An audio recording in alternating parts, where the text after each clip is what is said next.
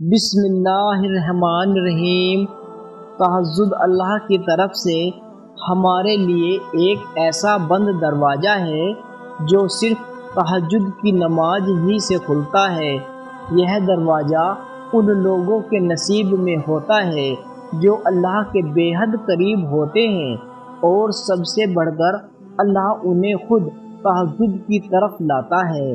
رات کے اندھیرے میں صرف وہی لوگ اللہ کو دیکھ پاتے ہیں جس نے اللہ سے بے پناہ محبت کی ہو۔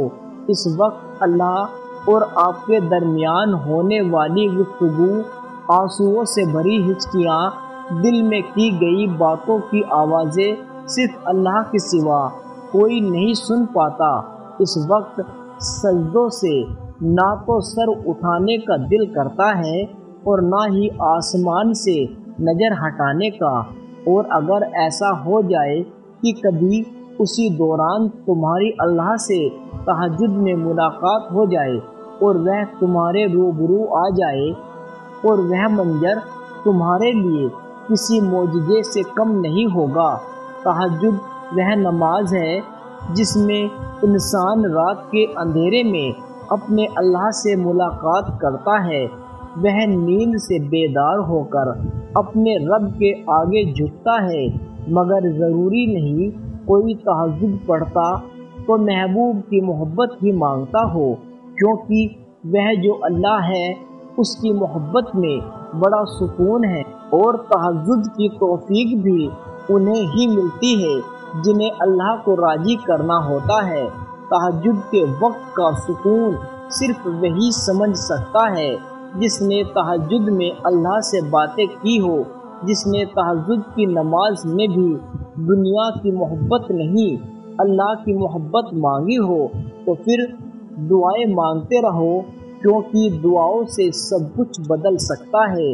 جو تم نہیں کر سکتے وہ دعائیں کر سکتی ہے، پھر بھلے ہی وہ کام تمہاری نظر میں لاکھ ناممکن ہی کیوں نہ ہو۔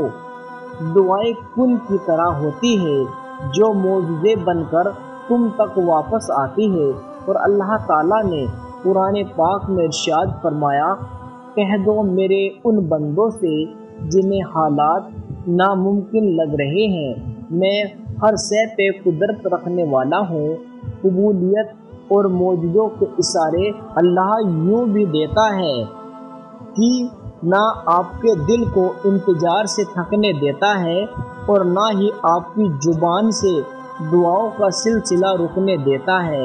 ایک بات یاد رکھے کہ ہماری زندگی میں کچھ بھی ہو، جتنا مشکل وقت ہے، جتنے پیچیدہ حالات ہیں اور کتنی ہی پریشانیاں درپیش ہیں، سب کچھ وقتی ہے۔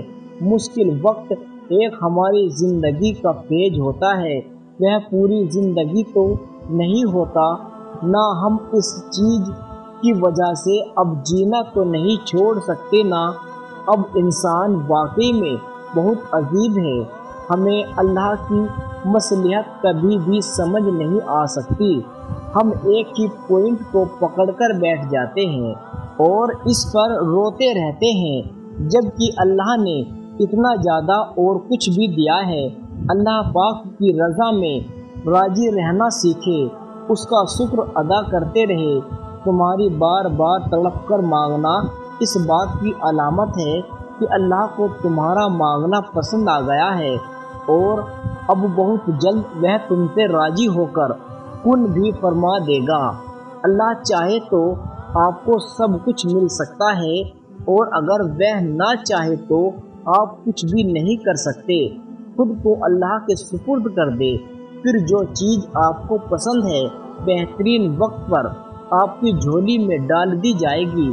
اللہ سے مانگنا ہر کسی کے نصیب میں نہیں ہوتا۔ اگر تم مانگ رہے ہو تو یہ اللہ کی دی ہوئی توفیق ہی تو ہے، پھر اداس مت ہو۔ جس نے توفیق دی ہے وہ بہترین وقت پر قبول بھی ضرور کرے گا۔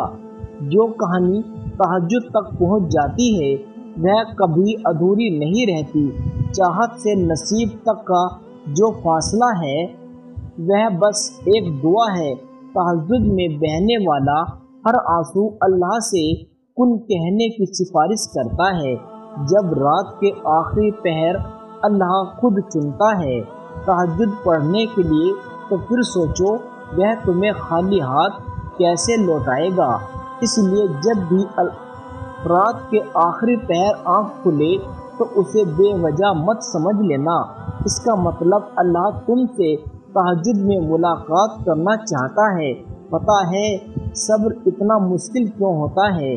کیونکہ اللہ پاک نے صبر کے صلے میں کن کا معجزہ رکھا ہے، اور جب یہ معجزہ رونما ہوگا تو تم اپنا ہر دکھ بھول جاؤ گے۔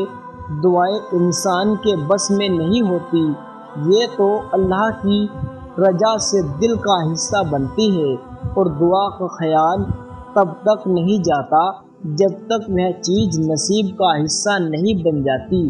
جب انسان بے حد تکلیف میں ہوتا ہے اور مسکرا کر یہ کہتا ہے کہ میں نے یہ معاملہ اللہ کے سپرد کیا، تو یقین مانو فرش سے لے کر عرش تک ہر چیز لرز جاتی ہے، اور آہ سیدھے ساتویں آسمان تک پہنچ جاتی ہے۔